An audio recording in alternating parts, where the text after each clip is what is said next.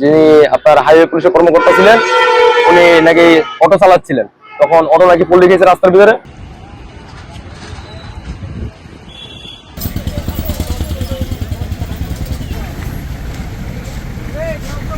দেখলাম যে আপনার অপোজিট সাইডে যে হাইওয়ে পুলিশের গাড়ি ছিল, ওনারা ঘুরে এই সাইডে আসলো।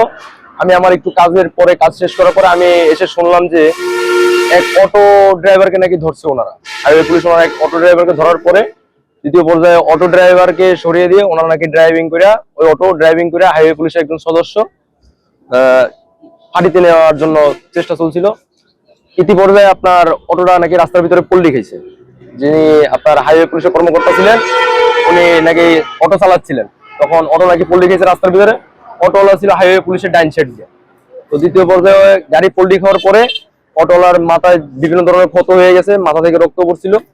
আপনার দ্বিতীয় পর্যায়ে দেখা যাচ্ছে যে সাধারণ জনগণ ধরে আপনার হাইওয়ে পুলিশ যে দুইজন এই জায়গাতে ছিল, ওনাদের সাথে ধস্তাধস্তি, এবং অপোজিট সাইড থেকে হাইওয়ে পুলিশের গাড়িটা আসলো এই সাইডে। আসার পরে আপনার ওনাদেরকে সাধারণ জনগণ যারা আছেন, আমি সঠিক এদেরকে দৃষ্টান্ত করতে পারছি না, কিন্তু সাধারণ জনগণ যারা ছিলেন, আমি অপোজিট সাইডে দেখতে পেলাম সাধারণ জনগণ যারা আছেন ওনারা পুলিশের গায়ে হাত তুলছে এবং কি রাষ্ট্রীয় সম্পদ পুলিশের গাড়িতে বিভিন্ন ধরনের আঘাত করছে। আপনারা জানেন এই নিমসার বাজার অত্যন্ত সেন্সিটিভ একটা জায়গা। সেন্সিটিভ এই অর্থে যে এখানে প্রতিদিন ভোরবেলা একটা যানজট লেগে থাকে।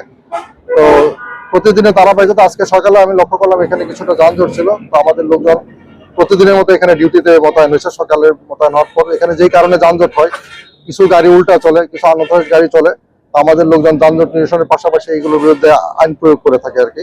তো আজকে যে ঘটনাটা ঘটেছে আমরা যেটা প্রাথমিকভাবে জানতে পেরেছি যে আমাদের লোকজন একটা উল্টা গাড়ি, যে আনঅথরাইজড যেগুলোকে আমরা অবৈধ গাড়ি বলে থাকি, সেই গাড়ি যাচ্ছিল উল্টা পথে।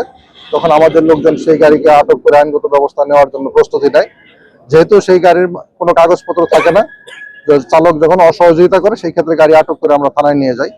তো এই নেওয়ার পথেই আমরা যখন গাড়িটা নিয়ে যাচ্ছিল, সেই গাড়ির চালক বা মালিক ওই গাড়িটার সামনে এসে জোরপূর্বক স্টিয়ারিং ঘুরিয়ে দেয়, এতে করে গাড়িটা উল্টে যায়। এতে করে আমাদের যে গাড়িটা স্টিয়ারিং ধরেছিল সেও সামান্য আহত হয়, পাশাপাশি আমাদের পুলিশ সদস্য কিছুটা আহত হয়। পরবর্তীতে এখানে অনেকটা মবের মতো তৈরি করে আমাদের পেট্রোল টিম পাশেই ছিল, ওই গাড়িও এসে তাদের সহযোগিতার জন্য দাঁড়ায়। আপনারা লক্ষ্য করেছেন যে আমাদের পুলিশের গাড়ি ভাঙচুর করেছে, তারা সেই গাড়ি নিয়ে চলে যায়। তো এই পর্যায়ে আমাদের গাড়ি ক্ষতিগ্রস্ত হয়েছে। আমরা ইতিমধ্যে আমাদের জেলা পুলিশ এখানে এসেছে, আমাদের হাইওয়ে পুলিশের ঊর্ধ্বতন অফিসাররা তাৎক্ষণিক এসেছে, আপনারাও এসেছেন, এসে যাওয়া আপনারা নিশ্চয়ই খেয়াল করেছেন বিষয়টা। তবে আমরা এটা আইনানুগ ব্যবস্থার জন্য কারা করেছে, কারা কারা এর সাথে সম্পৃক্ত, তদন্তপূর্বক জেলা পুলিশ, হাইওয়ে পুলিশ আমরা সমন্বিতভাবে পরবর্তী করণীয় যেটা আইনগত যে ব্যবস্থা সেটা আমরা নেব ইনশাআল্লাহ।